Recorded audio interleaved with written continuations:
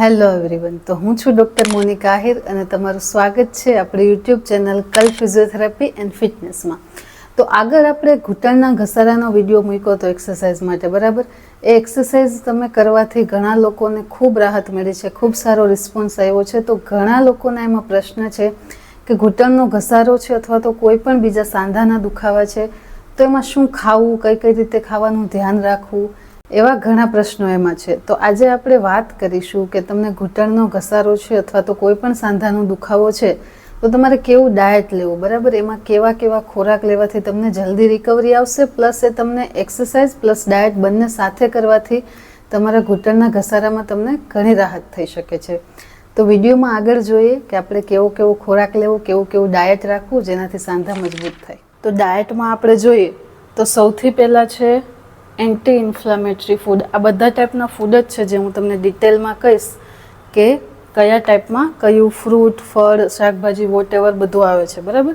તો સૌથી પહેલાં છે એન્ટી ઇન્ફ્લામેટરી ફૂડ, એટલે કે દાડમ છે, ઓલિવ ઓઇલ છે, ગ્રીન વેજીટેબલ છે. આ બધા છે એન્ટી ઇન્ફ્લામેટરી કહેવાય છે, જે તમને પેઇનમાં પ્લસ તમારા સાંધાની મજબૂતાઈમાં તમને મદદ કરે છે. એટલે આવા બધા ફળ અને શાકભાજી ખાવાનું વધારે રાખવાનું છે. લીલા શાકભાજી, દાડમ જેવા ફ્રૂટ છે અને ઓલિવ ઓઇલ છે, બરાબર. એ થયા એન્ટી ઇન્ફ્લામેટરી. હવે બીજું છે કાર્ટિલેજ રિજનરેશન. તો કાર્ટિલેજ રિજનરેશન એમાં કેવા ફૂડ આવે છે કે જે તમને હેલ્પ કરે છે.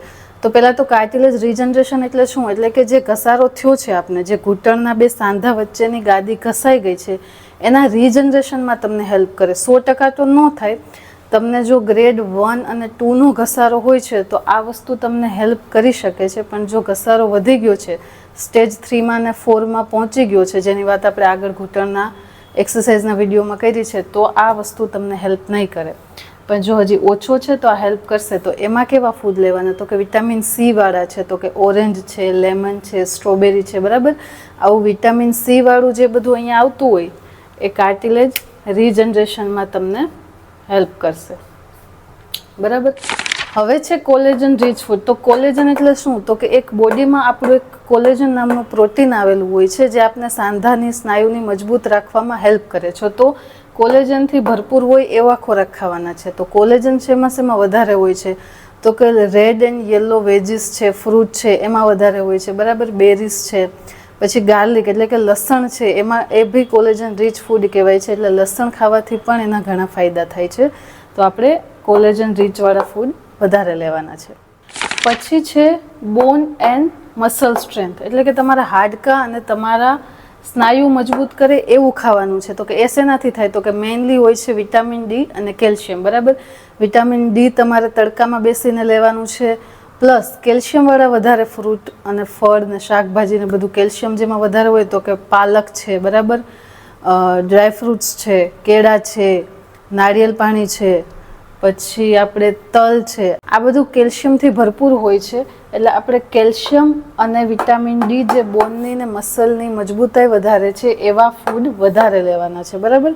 ડિટેલમાં આપણે જે ડાયટિંગના વિડીયો છે એ પણ તમે જોઈ શકો છો. એમાં બી મેં ડિટેલમાં આપ્યું છે કે તમને કઈ વસ્તુમાંથી શું મળે છે. બાકી તમે બધું સર્ચ કરીને પણ જોઈ શકો છો. પણ આ મેઇન ડિટેલ્સ છે કે તમારે આ વસ્તુઓ જેમાં વધારે હોય એ તમારા સાંધા અને સ્નાયુ માટે સારી છે, તો એવો ખોરાક લેવાનો છે. પછી છે હાઇલ્યુરોનિક એસિડ. તો આ જે એસિડ છે એ આપણા સાંધામાં એક લુબ્રિકન્ટનું કામ કરે છે, પ્લસ આપણા સાંધાની મજબૂતાઈમાં હેલ્પ કરે છે, બરાબર. ઘણીવાર તમે સાંભળ્યું હશે અથવા તો કોઈ ડૉક્ટરે તમને કીધું હશે કે તમને આ ઇન્જેક્શન લેવાથી 3 થી 4 ઇન્જેક્શન હોય છે એનો કોર્સ, એ લેવાથી તમને સાંધામાં સારું થઈ શકે છે. તો એ ઇન્જેક્શન હોય છે આ હાઇલ્યુરોનિક એસિડના હોય છે, બરાબર. આ તમને ખોરાકમાંથી પણ મળી શકે છે. તો કેવા ખોરાકમાંથી મળે છે તમને? તો કે નટ્સ છે, વોલનટ્સ છે, બરાબર. એવા બધા ડ્રાયફ્રૂટમાંથી, પ્લસ પમ્પકિન સીડમાંથી, પછી બ્રોકલીમાંથી. તો આવા બધામાંથી જે બી આ બધામાં હાઇલ્યુરોનિક એસિડ વધારે હોય એ લેવાથી પણ તમને ઘણી રાહત થઈ શકે છે. પછી છે આપણે વેઇટ રિડક્શન. તો સૌથી મહત્ત્વનું છે ઘૂંટણના ઘસારામાં વેઇટ રિડક્શન. કેમ કે તમે જો મોસ્ટલી વેઇટ વધારે હશે એને ઘસારો 100% આવશે, બરાબર. તો આ પણ જરૂરી છે કે વેઇટ રિડક્શન કરવાથી અને આ બધું ખાવાથી તમને ઘણી બધી રાહત થઈ શકે છે. ઓલમોસ્ટ ઘસારામાં તમને સારું થઈ શકે છે, પણ આ બધું મેન્ટેન કરશો તો, બરાબર. અને સૌથી લાસ્ટ છે સ્ટ્રેસ રિલીફ. બરાબર, આ મેઇન ફેક્ટર આ છે. જો તમે અહીંથી સ્ટ્રેસ હશે તમને તો દુખાવો તમને આપમેળે વધી જાય છે. બરાબર, પણ અહીંથી તમે માઇન્ડથી એકદમ પોઝિટિવ રહેશો અને આ બધું ફોલો કરશો, એક્સરસાઇઝ જે આપણે બતાવેલી છે એ કરશો તો તમને ઘસારામાં 80-90% રાહત થઈ જાય છે. પણ બધું મેન્ટેન કરવું જરૂરી છે. સ્ટ્રેસ રિલીફ માટે તમે મેડિટેશન કરી શકો છો. ડાર્ક ચોકલેટ પણ સારી હોય છે. પછી ખાધા જ નથી કરવાની ચોકલેટ, કેમ કે વેઇટ ગેઇન થશે, કે અમને તો વિડીયોમાં કીધું છે કે ડાર્ક ચોકલેટ ખાવાથી સ્ટ્રેસ વયો જાય છે. નહીં, તમારે ક્યારેક તમે એ વસ્તુ કરી શકો છો, પણ ઓલવેઝ નહીં. મેઇન તો તમે પોઝિટિવ રહ્યો, તમારા આજુબાજુનું વાતાવરણ પોઝિટિવ રાખો અને મેડિટેશન કરો, એનાથી તમને 50% સ્ટ્રેસ રિલીફ થઈ જાય છે. બરાબર, તો આ આટલું ડાયટ કરવાથી પ્લસ એક્સરસાઇઝ કરવાથી તમને ઘસારામાં ફેર પડે જ. બરાબર, ખોટા ઓપરેશન બાજુ ન જાઓ, કેમ કે ઓપરેશનથી પણ તમને એવું નથી કે હંમેશા રાહત થઈ જ જાય છે. અત્યારે આપણે બધા કાર્ડ ઉપરના જે ઓપરેશન થાય છે, જે ફ્રીમાં જે વસ્તુ થાય છે, તો એના લીધે આપણે ઓપરેશન કરાવતા જ જઈએ, પણ એનો કાંઈ મિનિંગ નથી. તમે આ વસ્તુઓ મેન્ટેન કરો, એક્સરસાઇઝ મેન્ટેન કરો તો પણ તમને ઘસારામાં રાહત થઈ શકે છે.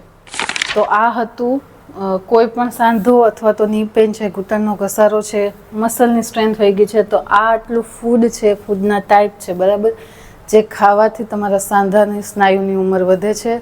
તો વિડીયો આગળ શેર કરો અને ચેનલને સબસ્ક્રાઈબ કરો. જય હિન્દ.